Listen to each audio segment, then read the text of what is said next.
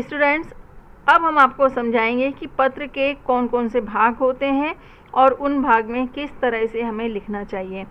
पत्र को जिस क्रम में प्रस्तुत किया जाता है या लिखा जाता है, पत्र में के भाग कहलाते हैं।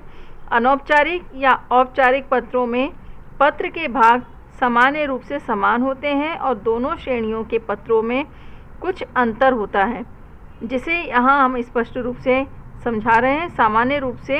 सामान्यतः जो पत्र होते हैं उनमें निम्नलिखित भाग होते हैं। पहला होता है शीर्षक या आरंभ। पत्र के शीर्षक के रूप में पत्र लेखन का जिसे पत्र लिखा जा रहा है,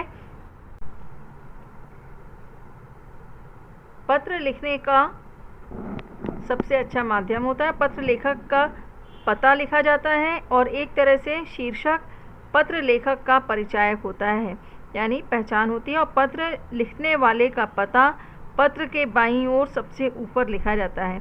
परीक्षा के संदर्भ में यह बात ध्यान में रखनी चाहिए कि यदि परीक्षा में पूछे गए पत्र में पते का उल्लेख नहीं किया गया हो तो उसके स्थान पर परीक्षा भवन लिखा जाता है।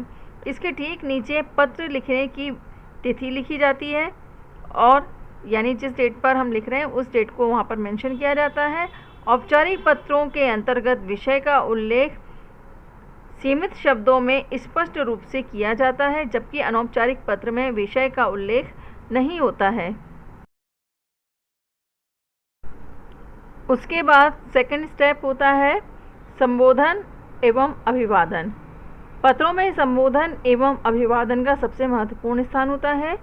औपचारिक पत्रों में यह प्रायः मान्यवर, महोदय इन शब्दों से सूचित किया जाता है या दर्शाया जाता है, जबकि अनौपचारिक पत्रों में पूजनीय, स्नेहमयी या प्रिय इन शब्दों से सूचित किया जाता है या दर्शाया जाता है।